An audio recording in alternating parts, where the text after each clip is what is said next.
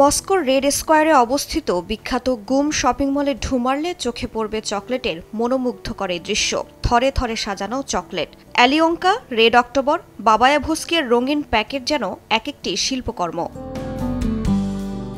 Russia মানেই বরফ, ব্যালে, বলশেভিক বিপ্লবের ইতিহাস। তবে দেশটির চকলেটও বেশ পরিচিত। Alyonka, Red October, Babayevsky, Red Front, Slavyanka, Inspiration, Red Riding Hood, উত্তরের ভালুক রাশিয়ার জনপ্রিয় সব চকলেট। এসব তৈরিতে ব্যবহার করা হয় কোকো, দুধ, চিনি, বাদাম, ভ্যানিলা, ল্যাকটিনের মতো গুরুত্বপূর্ণ উপাদান। রুশ চকলেটের ইতিহাস বেশ দীর্ঘ। 1800 সালের দিকে 1829 সালে রাশিয়ার সেন্ট পিটার্সবার্গে প্রথমবারের মতো কোকো বিন আনা হয়। এই ঘটনাকে ধরা হয় রুশ চকলেট ইতিহাসের সূচনা হিসেবে। সেই সময় প্রতিষ্ঠিত হয় রেড অক্টোবর কারখানা, যা ছিল দেশের প্রথম চকলেট উৎপাদন কেন্দ্র। এরপর সেন্ট পিটার্সবার্গ ও রাজধানী মস্কোয় গড়ে ওঠে রেড অক্টোবর, রেড ফ্রন্ট, বাবায়া ভুস্কির মতো নামী চকলেট কারখানা। এই তিন ব্র্যান্ড আজও বেশ পরিচিত। 1800 সালের শেষের দিকে রুশ চকলেট ক্রমেই জনপ্রিয় হয়ে ওঠে। দেশের চকলেট কারখানাগুলোর উৎপাদনও ধীরে ধীরে বাড়তে শুরু করে।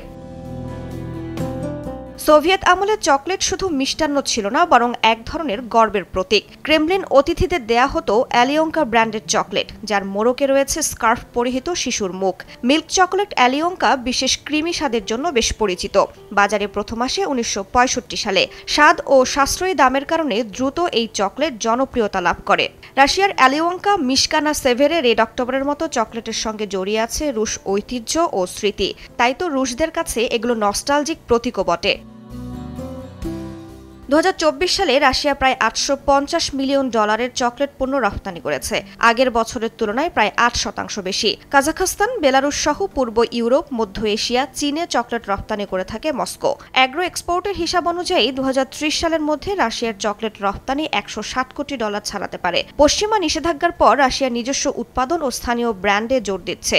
উৎপাদন ব্যয় ও পরিবহন চ্যালেঞ্জ থাকলেও চীন, পারস্য উপসাগর ও দক্ষিণ পূর্ব এশিয়াকে রুশ চকলেটের জন্য সম্ভাবনাময় বাজার হিসেবে দেখছেন সংশ্লিষ্টরা। রাইসা জান্নাত, সময় সংবাদ।